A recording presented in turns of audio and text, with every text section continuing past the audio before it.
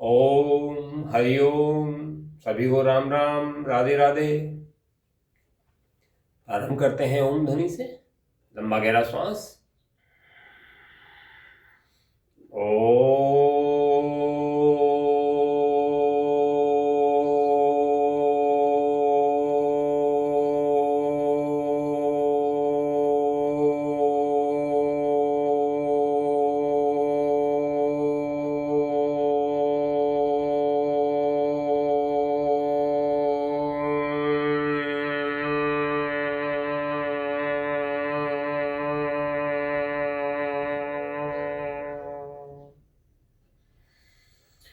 ओम हरिओम।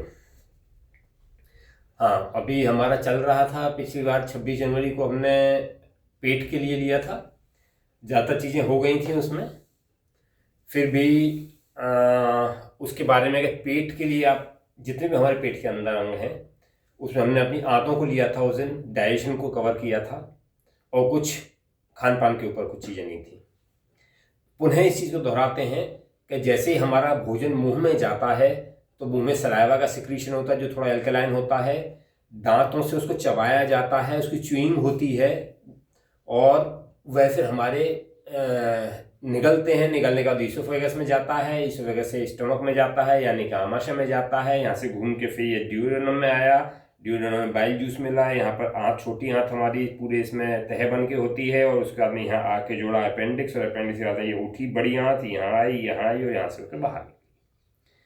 अब ये सारे बता दिया। एसिड होता है हमारे इसमें क्या नाम है, आमाशय में, और छोटी आंतें हमारी एल्केलाइन होती हैं। मुंह से हमारी एसिडिटी शुरू हो जाती है। अब एक महत्वपूर्ण चीज़, जो हम भोजन करते हैं कई बार हम जल्दी जल्दी में करते हैं, मुंह से जल्दी से उसको पूरी तरह से चबाया नहीं जाता।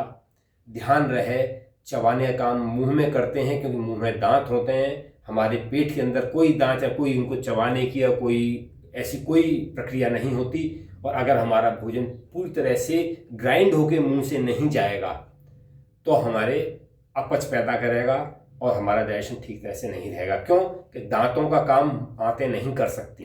दांतों का काम अगर आंतों को करना पड़ा या पेट को करना पड़ा तो वह धीरे धीरे खराब होने लगेगा, एसिडिटी होने लगेगी। एक चीज, इसलिए जब भोजन करते हैं तो छोटा टुकड़ा लें, उसको पूरा दबाएं, चबाएं। कहा जाता है कि एक कोर को या एक टुकड़े को 32 बार दबाना चाहिए, क्योंकि 32 दांत हैं हमारे। 32 नहीं तो कम से कम 25 बार तो चबाएं। तो इस बात का विशेष रूप से ध्यान रखें। और हमारे ज़्यादातर बीपी की समस्या का कारण एक जल्दी जल्दी भोजन करना है। आप किसी बीपी के मरीज को अगर ये कह दें कि हाँ भाई, आपको जब उसका कोई इलाज बताया जाता है तो हम लोग यही कहते हैं कि दोनों हस्बैंड वाइफ आएंगे तो हम जवाब बताएंगे। और पतिदेव से कहा जाता है कि जब तक दूसरी रोटी नहीं है, सपोज करिए किसी को 3 रोटी खानी है, कि जब तक दूसरी रोटी नहीं आएगी तो पहली रोटी खत्म नहीं होनी चाहिए। और पत्नी से कहा जाता है कि दूसरी रोटी आप 10 मिनट से पहले नहीं लाएंगी।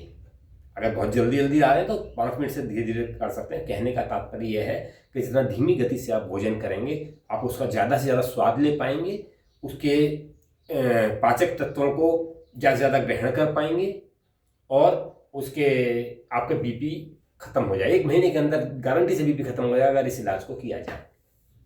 एक बात। दूसरा, हमारे इसके साथ साथ हमने कहा था एक पेनक्रियाज होता है जिससे कि बाइल वो निकलता है, ये डायबिटीज़ होती है जिसके सुचारू रूप से कार्य न करने से। और लीवर होता है, लीवर से बाइल जूस निकलता है। तो लीवर का अलग है, एक ये पेनक्रियाज हो गया, और एक किडनी हो गया। किडनी हमारे पीछे की साइड में, यहाँ अंदर की तरफ को जाके यहाँ होते हैं। यहाँ अपेंडिक्स होता है, अपेंडिक्स का कोई ऐसा वो नहीं है, उसके लिए हम ज़्यादा कुछ कवर करने की आवश्यकता नहीं है। तो अगर हम इसमें ध्यान दें, सभी अंगों में एक प्रिंसिपल, जनरल प्रिंसिपल आप ये मान के चलें कि किसी भी अंग को अगर ठीक करना है तो हमें उसे क्रमशः दबाना चाहिए और फैलाना चाहिए। स्क्वीज एंड स्ट्रेच, यही प्रिंसिपल है योग का, और यही प्रिंसिपल है सभी जगह चीज़ों का, सिवाय केमिकल एक्शन जो दवाइयों के द्वारा किए जाते हैं। वे भी ये मानते हैं, डॉक्टर्स भी ये मानते हैं कि अगर किसी भी अंग को इसकी स्क्वीजिंग और एक्सपेंशन रेगुलर हो रहा है, तो कॉन्ट्रैक्शन एक्सपेंशन लगातार हो रहा है, तो वह बीमार नहीं पड़ेगा। यही हमारा प्रिंसिपल। आगे झुकने से हमारे किडनी का पीछे पोस्टीरियर पोर्शन जो है वो एक्सटेंड होता है, पीछे जाने से अंदर का एक्सटेंड होता है, प्लस हमारी समस्त आंतों उनका एक्सटेंशन होता है। इधर झुकने से हमारी बड़ी आंत और छोटी आंतों का कुछ पोर्शन झुकता है और इधर दबता है, इधर करने से ये। तो सारे अंगों का हमारा बेसिकली ये, साथ में हमारे सारे अंग इसी तरह से इसी स्थिति में रहते हैं जैसे हम अभी बैठे हुए हैं, खड़े हुए हैं, जैसे तो लेट जाते हैं। तो जितने भी आसनों में अगर हम उसके उल्टे विपरीत वाले आसन हैं, जैसे शीर्षासन है या सर्वांगासन है, सर्वांगासन सरल है, सब लोग कर सकते हैं, शीर्षासन सब लोग नहीं कर पाते हैं। ध्यान और सर्वांगासन हमने बताया था, तो अभी फिर से एक बार बता देंगे। तो वह करने से हमारे अंगों की पोजीशन इन्वर्टेड हो जाती है, उल्टे हो जाते हैं। तो जो अंग ये है वो ऊपर ही आया, फिर ये ढीला हो गया। ये हमारी मान लीजिए आंख इस तरह से झूली हुई है, ये शेप ये होनी चाहिए, ये होनी चाहिए, ये हो गई है। जब इन्वर्टेड पोजीशन में आएगी तो वापस सीधी होगी। हमारे सभी समस्त शरीर के अंगों पे सर्वांगासन और शीर्षासन प्रभाव डालते हैं। बाकी जहाँ जहाँ जैसे इसमें पोजीशन इन्वर्ट होती है, जहाँ जहाँ टेंशन आता है, कंप्रेशन आता है, तो वहाँ वहाँ उन अंगों में प्रभाव पड़ता है। लेकिन एक बात का ध्यान रखें, जिस अंग में खराबी है वहाँ पर टेंशन को हमेशा अवॉइड करें। जैसे कमर में अगर दर्द है तो आगे झुकना अवॉइड करें, पेट में अगर हर्निया है तो पीछे झुकना अवॉइड करें, हमेशा इस बात पर ध्यान दें। और किडनीज के लिए और सभी अंगों के लिए एक स्क्वीजिंग एक्शन होता है, स्क्वीजिंग एक्शन सबसे ज़्यादा इफेक्टिव होता है। उसको ऐंठना, स्क्वीजिंग मीन्स एक कंप्रेशन अलग इस तरह से, वो एक ट्विस्टिंग एक्शन कह सकते हैं उसको।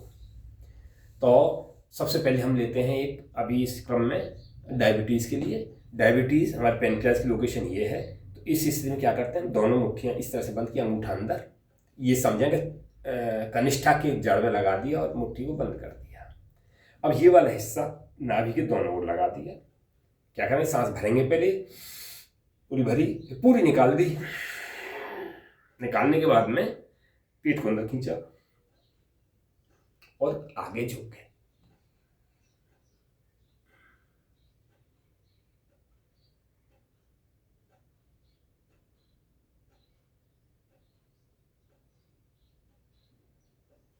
यह मंडूक आसन डायबिटीज के लिए, शुगर के लिए सबसे अच्छा।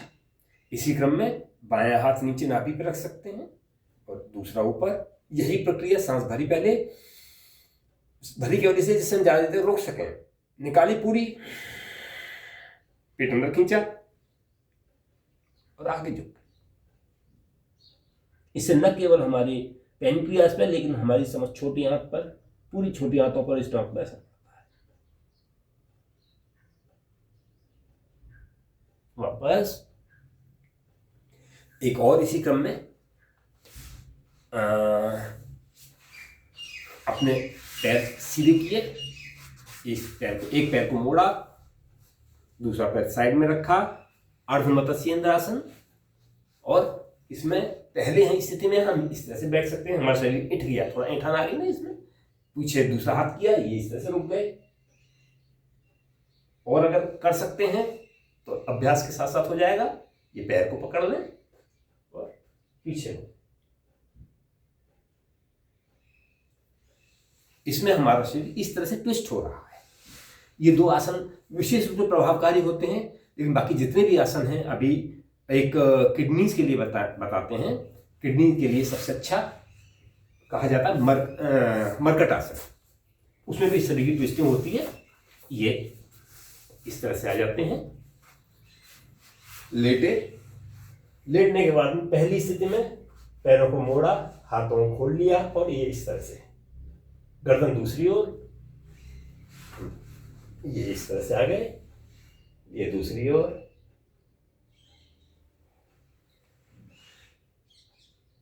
इसके बाद में दोनों पैरों के बीच फासला, फिर इस तरह से। अब हमारा बाएं पैर का घुटना दाहिने पैर के एड़ी के ऊपर टिका हुआ है, दूसरी ओर इस तरह से। कहा जाता है इस एक्शन में अगर हम 3 मिनट तक रुक जाते हैं तो हमारी पूरी एक बार डायलिसिस हो जाती है, किडनीज की डायलिसिस। किडनी को इतना रिलैक्सेशन मिलता है। तीसरी स्थिति, पैर सीधा किया, ये पैर ऊपर उठाया और इस हाथ के ऊपर लेके आए।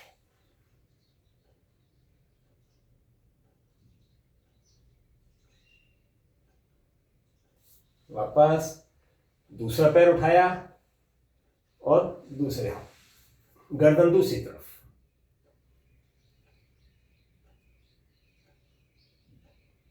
वापस इसी में अगर आगे करना है, इस पैर को मोड़ा और इस हाथ से सपोर्ट दिया, इसको नीचे ले आए।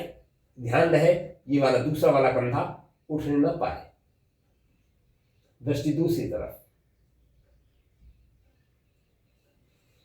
दूसरी ओर से ये पैर पे रखा, जंघा पे रखा, घुटने को पकड़ा और इधर झुका दिया।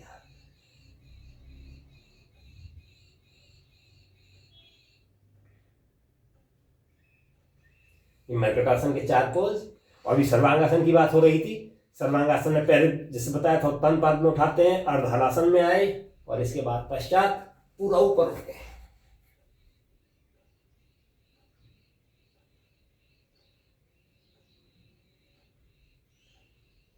वापस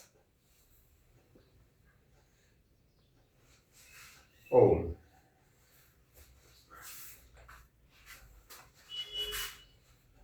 अपनी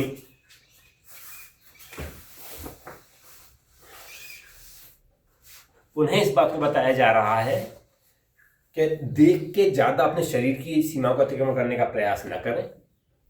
जितना हमारा शरीर अनुमति देता है उतना ही करना है, शरीर की सीमाओं का अतिक्रमण नहीं करना है।